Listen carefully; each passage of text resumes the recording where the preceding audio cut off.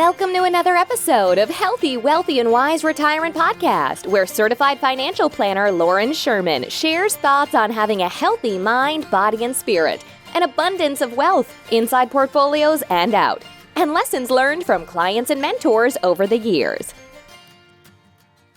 Welcome back to another episode of the Healthy, Wealthy, and Wise Retirement Podcast. Last episode, we talked through the first three principles of a book called Happy Money: The Science of Smarter Spending. Our authors Elizabeth Dunn and Michael Norton gave us 5 principles to help us put our money to better use and in turn help us find more happiness with our dollars. But I didn't want to leave you hanging, so we're here to cover the last 2 principles. We'll also talk through how we can bring all 5 of these principles together. And finally, I'm going to close up by offering a challenge for anyone willing to step a little outside their comfort zone. Before jumping into the last 2, let's quickly review the first 3 principles covered last time. Our first principle is to spend money on experiences instead of things. The funny thing here is that prior to spending our money, we imagine the thing or the item we plan to purchase as something that will give us great joy and happiness. But after the money is spent and using hindsight to think about our purchases, they often fall short of our expectations. Experiences, on the other hand, tend to be a much better allocation of our resources, almost always giving us more happiness than materials. And remember, to get the most bang for your buck, you should make it a shared experience with others. Even better if it's unique, memorable, and tightly linked to who you are as a person. Our second principle is to make it a treat. This simply means not to overindulge in something just because it's a good thing. The bowl of ice cream kind of loses its luster if it's an every night occurrence instead of something savored during special occasions. Our third principle is to buy time. Suggestions from our last episode included cutting down on your commute, hiring a maid service each month if you hate cleaning, and being conscious of your screen time watching TV. Better use of this time and money would be to instead spend it with family, friends, and in social situations. So with that recap, let's jump into our fourth principle: pay now, consume later. Quoting directly from our book for a moment. In 1949, after a pleasant evening at a New York City restaurant, Frank McNamara discovered he didn't have any cash. Although his wife swooped in to pay the bill, McNamara soon created the Diners Club card, ensuring that he'd never have to experience that mortification again. Apparently, others shared McNamara's desire to avoid such mishaps. Adoption of this photo credit card soared, soon followed by American Express, MasterCard, and the countless other pieces of plastic that clutter the American wallet. As I read that for the first time, I found it interesting how such an important innovation in our society came from something so simple, and really a mistake. If Frank would have had enough cash, perhaps he never would have developed the idea of a credit card. While the credit card has ensured we will never be short on cash, and it's made it awfully easy to buy about anything we want without much prior thought, it's also flipped the script on how we should be spending money, at least according to our researchers. Enjoying now and paying later makes it easy for us to indulge. We buy things we otherwise wouldn't if we had to pay with cash. Conversely, if we pay ahead of time and enjoy later, we experience several positive benefits. Not only do we tend to stay within our means when we are prepaying for something, but it also frees us up to enjoy the experience once it actually arrives. Think about the Caribbean vacation you booked months in advance. When the week finally arrives, your flight and hotel are fully paid for. Not only that, but you're not counting the dollars for every dinner and drink you have, as food and beverage is included too.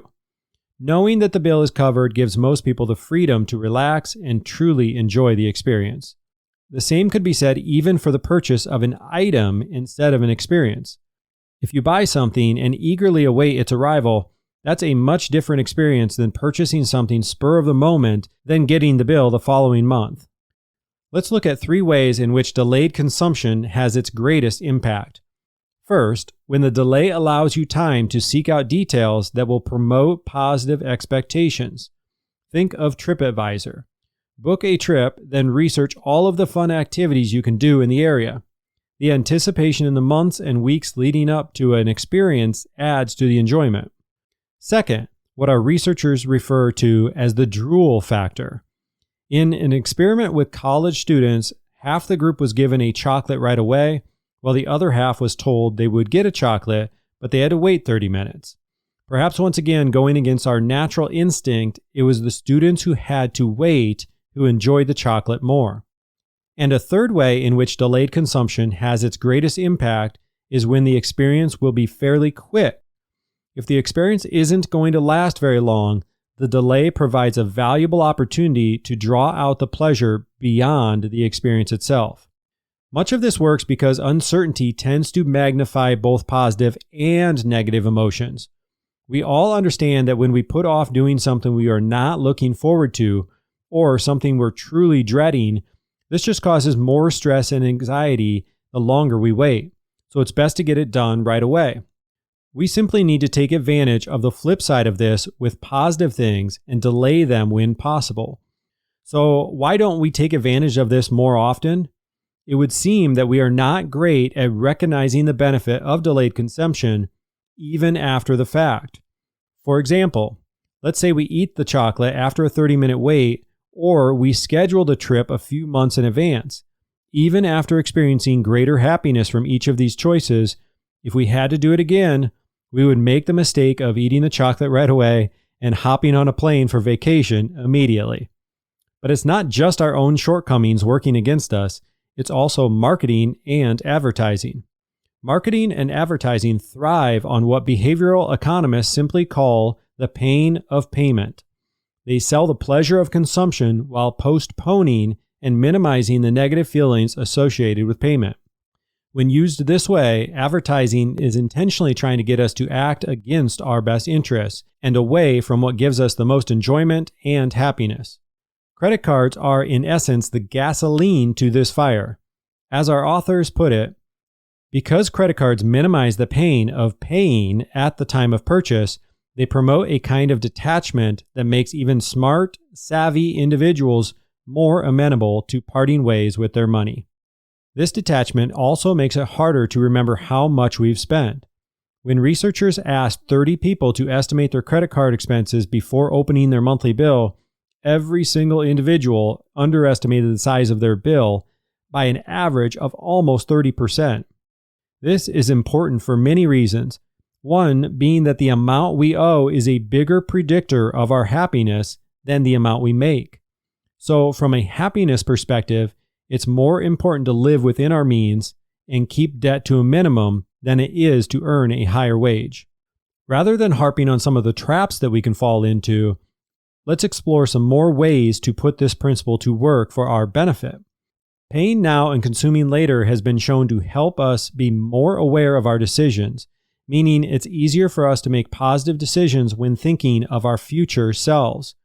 This means we'd likely buy more experiences in lieu of material things. It also helps us take better care of our bodies. Think about planning for a dinner that you won't be eating until next week, or even a few weeks out. It's easy to select the kale salad with lots of fruit and vegetables on the side. But now, think if you were making this same decision right now in the moment. It would be more tempting to have a pizza or burger instead of the healthier alternative you chose before. Nothing changed other than when we made the decision. This was further evidenced by an experiment where students were divided into two groups. The first was asked a week in advance to select either a banana or a cookie as their snack during break. The second group was not asked to decide ahead of time and were free to choose in the moment. So we have two groups, one who made their choice ahead of time and one who made a spur-of-the-moment decision. Of those who were asked to decide ahead of time, over 2/3 went the healthier route of a banana.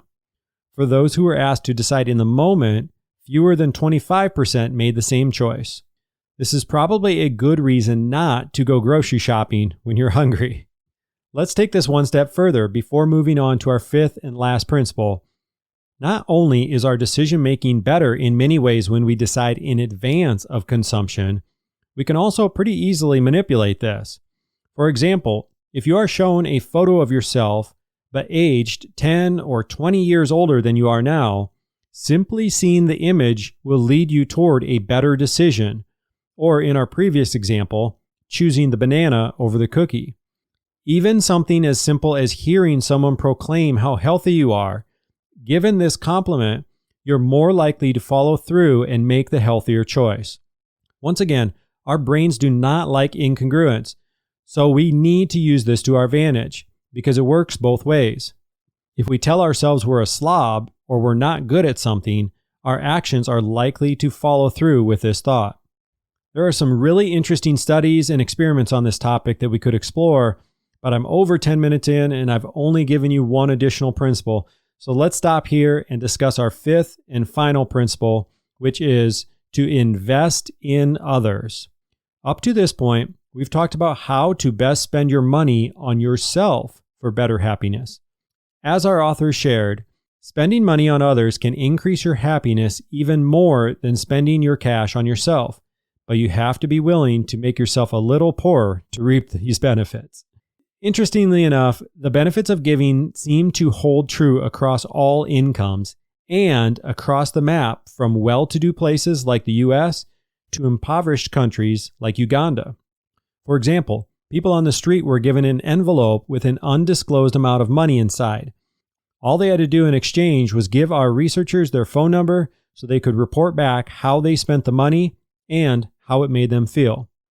But within each envelope, along with the money ranging from $5 to $20, was a note.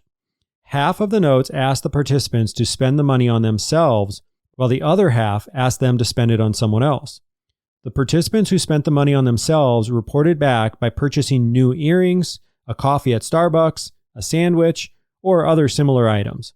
Those who were asked to spend the money on someone else gave money to the homeless, bought the same coffee or food but for other people, while others responded that they had purchased toys for younger relatives. Both groups of participants cited increased happiness from the envelope of money they were given, but what may surprise you is that those who passed the gift along to someone else shared much more happiness and long-lasting satisfaction. You may be thinking, but this was found money. It wasn't even theirs in the first place. That's true, but this didn't seem to matter as our researchers broadened their scope to different incomes of Americans, meaning they wanted to see if this changed when it's their own money they're giving away instead of free money in an envelope. But the result was the same for both high-income earners and those just scraping by. The more they gave away, the happier they seemed to be. If you're like me, my mind immediately thinks, well, maybe these people are happier already, and that's why they're giving so much. But our authors reference several more studies that support giving actually leads to happiness. In reality, both seem to be true. Happier people give more, and those who give more are happier because of it. Or as our authors put it, giving and happiness are mutually reinforcing, creating a positive loop. And giving doesn't stop at making you feel happier. Studies show that it can make you feel physically healthier by lowering your cortisol levels, a hormone linked to stress. Giving can also make you feel financially better off, which is, of course, ironic since you're giving away money or resources. But when done right, this can create a domino effect of generosity. Let's step back for a moment and put ourselves in a situation. If you're still working, imagine what it would take to double your income. It might take years and years to do, that is, if you even get there. If the point of trying to double your income is to become happier, I have a shortcut for you. In a Gallup World poll, donating to charity had a similar relationship to happiness as that of doubling your income. This may all sound like almost too much to believe, so the only advice our authors have for us is to try it and experience it for ourselves. Let's wrap up with 3 suggestions to boost the impact of our giving. First, make it a choice. People hate to have money taken from them, but they love to give it away. This is one of likely many reasons that people are not thrilled with paying taxes, as the choice is beyond their control. Second, make a connection with the recipient. Gifts are much more meaningful when we know where they're going. Serving food at a shelter is a great example, as you are thrust right into the middle of your giving experience, and you can see the faces of those enjoying a meal. And third, To boost the impact of your giving, make an impact. So instead of donating to a charity with no idea what the funds will be used for, knowing, for example, that one bed net for every $10 donated to sub-Saharan Africa can protect 5 children for up to 5 years. Knowing this impact encourages donators to give even more as they feel connected to the cause. Think about how you could combine all 3 of these suggestions to really boost the impact of your gift. So there you have it, all 5 principles from the book Happy Money, The Science of Smarter Spending. Zipping through each again, we have number 1, buy experiences. 2, make it a treat. 3, buy time. 4, pay now, consume later. And 5, invest in others. If you were impacted by this information as much as I was, you may be asking, where do I go from here? Our authors recommend starting small with just $5 or $10 each week, deliberately thinking through how you could spend a little bit better. For those of you who want a bigger challenge, feel free to join me in an effort to truly allow these principles to shape our actions. Sharing and tracking our actions might be the best accountability measure we can take, so I welcome you to share your intentions with me, and I'll do the same with you. I've included a template to help get you started. I'm excited to see where this takes us, and hopefully we continue to improve together. That wraps up this 2-episode special on smarter spending. Let's circle back in 2 weeks where we will talk about what we can do about inflation.